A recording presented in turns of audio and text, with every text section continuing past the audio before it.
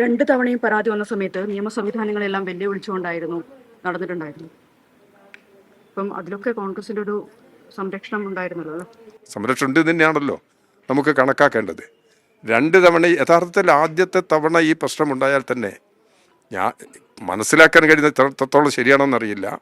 രാഹുൽ മാങ്കൂട്ടത്തെ സ്ഥാനാർത്ഥിയാക്കുന്നതിന് മുമ്പ് തന്നെ കോൺഗ്രസ് നേതൃത്വത്തിന് മുമ്പിൽ അദ്ദേഹത്തിനെതിരായ പരാതി വന്നിരുന്നു എന്നാണ് പിന്നീട് മനസ്സിലാക്കാൻ കഴിയുന്നത്. അത് കോൺഗ്രസ് തന്നെയാണ് പറയേണ്ടത്. കോൺഗ്രസിൻ്റെ പരാതി വന്നോ ഇല്ലയോ എന്നുള്ളത് വേറെ ആരെങ്കിലും അല്ല പറയേണ്ടത്, അത് കോൺഗ്രസ് തന്നെയാണ്. പക്ഷേ പുറത്ത് ഇങ്ങനെയുള്ള ചില വിവരങ്ങളെല്ലാം ഇതുമായി ബന്ധപ്പെട്ടുകൊണ്ട് നേരത്തെ രണ്ട് തവണയും ഇത്തരം പ്രശ്നങ്ങൾ പരാതികൾ വന്ന സമയത്ത് കോൺഗ്രസ് ഉറച്ച നിലപാടിപ്പം ഇദ്ദേഹത്തിന് ഒളിവിൽ കഴിയാനുള്ള സൗകര്യം ചെയ്തു കൊടുത്താൽ കോൺഗ്രസ് അല്ലേ? അല്ലെങ്കിൽ ഒരാൾക്ക് ഇങ്ങനെ പോയിട്ട് നിൽക്കാൻ കഴിയുമോ? അപ്പോൾ എല്ലാ സന്ദർഭങ്ങളിലും കോൺഗ്രസിൻ്റെ സംരക്ഷണം ഉണ്ടായിട്ടുണ്ട്.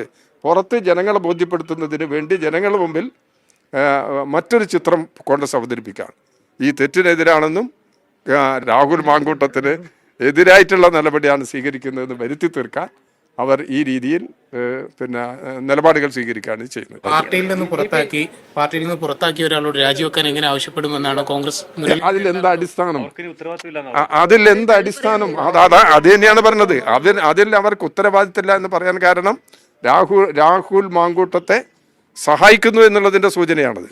ഇല്ലെങ്കിൽ ഒരാൾ ഇപ്പോൾ CPM-ൻ്റെ ഒരാൾ പുറത്തേക്കും വിചാരിക്കും, അയാൾ MLA ആണെങ്കിൽ MLA സ്ഥാനം തുടരാൻ അനുവദിക്കില്ല, തുടരാൻ കഴിയില്ല. അത് തന്നെയാണുള്ളത്. ഇന്നലെ തന്നെ രാഹുൽ പാലക്കാട് ഒരു സ്വകാര്യ പരിപാടിയിൽ പങ്കെടുത്തപ്പോൾ അവിടുത്തെ കോൺഗ്രസിന്റെ പ്രാദേശിക നേതാക്കളെല്ലാം രാഹുലിനോടൊപ്പം ഉണ്ടല്ലോ. അത് തന്നെയാണ് ഞാൻ പറഞ്ഞത്. എല്ലാ പ്രവർത്തനങ്ങളിലും കോൺഗ്രസിന്റെ ആളുകൾ രാഹുൽ മാങ്കൂട്ടത്തിനോടൊപ്പമുണ്ട്. അത് തുടരുകയാണ് ചെയ്യുന്നത്. അക്കൂട്ടത്തിലാണിപ്പം.